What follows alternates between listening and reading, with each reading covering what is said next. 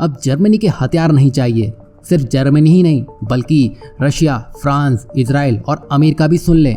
भारत कुछ ऐसा road map बना चुका है जिसमें भारत की सेना नेक्स्ट फाइनेंशियल ईयर यानी कि 2025-2026 से विदेशी गोला बारूद का आयात ही नहीं करेगी। मतलब इन पर पूरी तरह से भारत रोक लगा देने वाला है। और ऐसा हम हवा में नहीं कह रहे हैं। दरअसल Stockholm International Peace Research Institute यानी कि सिप्री के अनुसार भारत जो दुनिया में हथियारों का सबसे बड़ा आयातक है, उसने कुल 175 प्रकार के गोला बारूद में से 150 के लिए स्वदेशी आपूर्तिकर्ता देश में ही ढूंढ लिए हैं। और इस कदम से भारत की सेना 8,000 करोड़ रुपए से लेकर 6,000 करोड़ रुपए इन देशों की झोली में जाने से रोक पाएगी।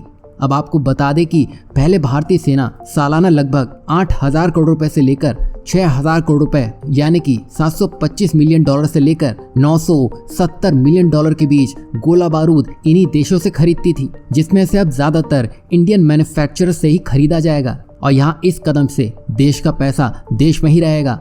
साथ ही साथ इससे रोजगार के अवसर बनते हुए दिखाई देंगे। इसे आप ऐसे समझिए कि 2 महीने पहले ही फरवरी यानी कि 2024 में ही अडानी डिफेंस और एरोस्पेस ने कानपुर में एशिया की सबसे बड़ी गोला बारूद परिसर का उद्घाटन भी कर दिया है। यही नहीं, इस फैसिलिटी से आर्म फोर्सेस, पैरामिलिट्री फोर्सेस और पुलिस के लिए हाई क्वालिटी वाले छोटे, मध्यम और बड़े कैलिबर वाले गोला बारूद का उत्पादन किया जाएगा। साथ ही साथ इस फैसिलिटी से छोटे कैलिबर के गोला बारूद का उत्पादन शुरू भी कर दिया गया है, जिसकी शुरुआत 150 मिलियन राउंड से हो रही है, जो भारत की वार्षिक आवश्यकता का लगभग 25% है। और यहाँ फैसिलिटी स्थापित करने के साथ ही साथ आयात प्रतिबंधों और स्वदेशीकरण को बढ़ावा देने वाली नीतियों के चलते विदेशों से जो गोला बारूद की सप्लाई 40 से 50% तक की होती थी, वो अब केवल 5 से 10% तक पहुंच चुकी है। जैसा कि हमने आपको बताया, अडानी जैसे प्राइवेट प्लेयर के साथ ही साथ गवर्नमेंट की तरफ से भी फैक्ट्रियां खोली जा रही हैं।